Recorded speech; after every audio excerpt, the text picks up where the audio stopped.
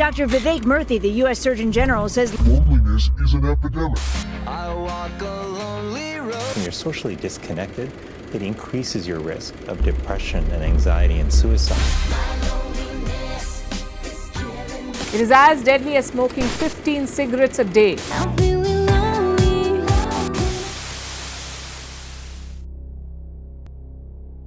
We currently live in one of the most well-connected times in human history.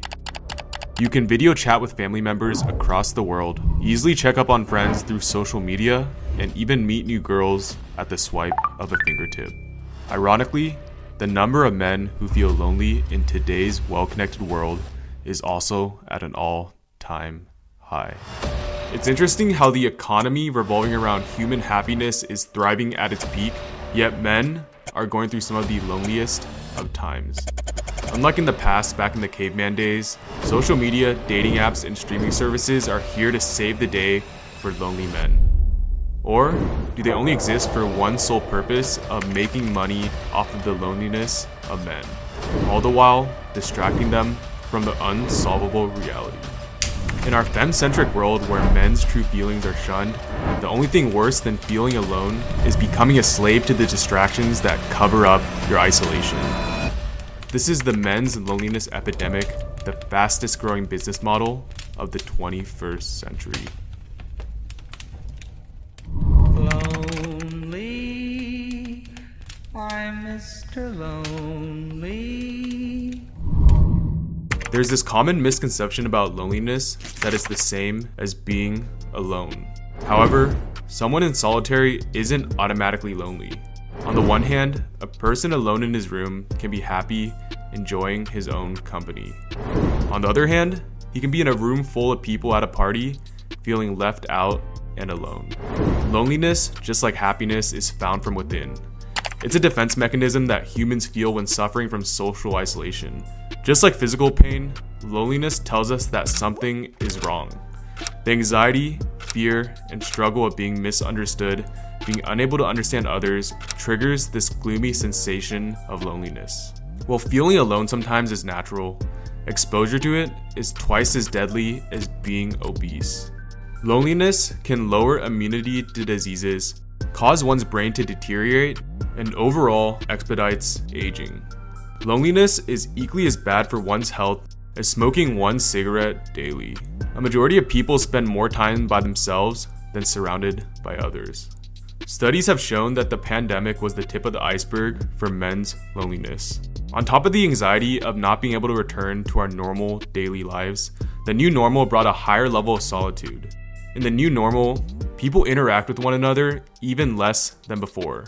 Cashiers are being replaced by machines, lunch meetings by Zoom calls, and in-person education by virtual lectures. To fix the rapid spread of loneliness, modern products have come to the rescue. Social media bridges communication, streaming platforms build a sense of community, high-value alpha males empower men, self-help content helps you feel good about yourself, and pornography takes care of your virtual sex life. With all the modern technology products that enable men to live life to its fullest, life has never been better. Or has it? Lonely, I'm Mr. Lonely. 60% of modern men are currently single and sexless. Since modern problems require modern solutions, enter dating apps: Hinge, Bumble, Tinder. In an ideal world, after 1 or 2 matches, men will find the love of their life and can uninstall the apps forever. The catch is, in this ideal world, these dating apps wouldn't earn money. So instead, they put new users on top of the algorithm when they join the app, flood them with matches, frying their dopamine levels with an unrealistic amount of validation, and creates a false sense of reality. After a few days living in this online dating paradise, you start getting fewer and fewer matches, your dopamine spike quickly diminishes, and you start to feel alone again. This prompts you to the one and only solution presented: purchasing a subscription to get seen again. This is how these dating apps earn millions of dollars in revenue, preying on the loneliness of men. Unfortunately, this is the real story of how countless men fall into this spiral of the dopamine roller coaster, which ultimately ends in deeper loneliness, insecurities, and despair.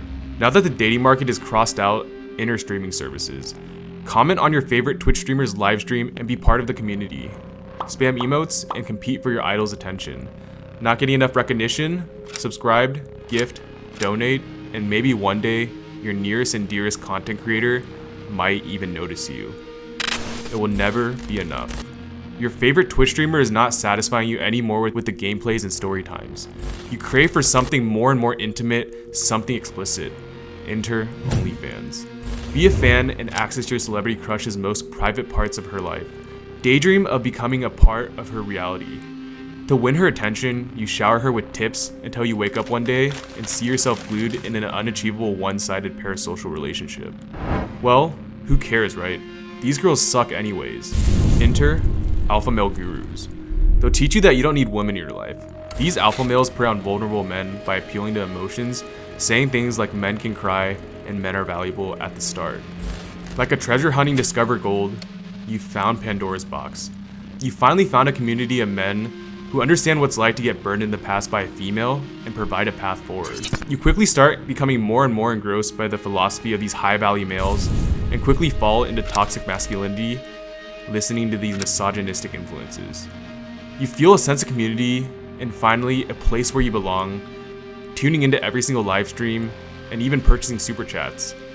But then you realize to really become of this war room and the tribe, you have to pay a monthly subscription fee of $4.99 per month. Already in too deep, you end up shelling out this $4.99 per month payment just to be part of a tribe of high-value men. In real life, men are stuck in an endless pit of getting rewards with no effort, trying to fit in, being unrealistically bombarded with validation, setting unrealistic expectations, desensitization, doomerism, and repeat. This vicious cycle of distractions results in even more loneliness, without any real improvements. Lonely, I'm Mr. Lonely.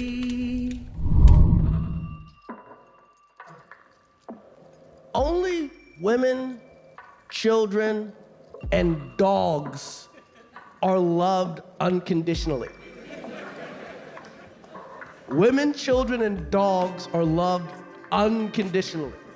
A man is only loved under the condition that he provides something. This men's loneliness epidemic was not just a byproduct of social media, it's an indicator of a much bigger picture. There's a bigger, unsolvable problem that lies ahead: modern-day capitalism. Due to the shape of our society, we travel miles, spend 8 hours in the workplace, and perpetually live through paychecks. Instead of learning to live, we live to earn. According to Marx, this disconnected us from 4 important things: nature, work, self, and others. Nature, which we view as a disposable material to deliver our jobs. Work, since we don't value any sense of creation as we own nothing we produce in our 9-to-5s. Self, as we don't have a choice but to continue to get eaten by this system of routine, selling our time in exchange for money, or else there's no food on the table. Lastly, with others, we might be friends, but we're also competitors, competing for a spot in the company, hoping that if one day layoffs occur, it's the other person who draws the short end of the stick as opposed to ourselves. In this dog-eat-dog world, it's as if greed was the only choice. There will always be an insufficient amount of jobs for everyone to fit in, pitting us against each other as it's the lesser of two evils. Even though capitalism alienates us from each other, we can't think of any substitute. It's easier to imagine the end of the world than imagine an alternative to the system.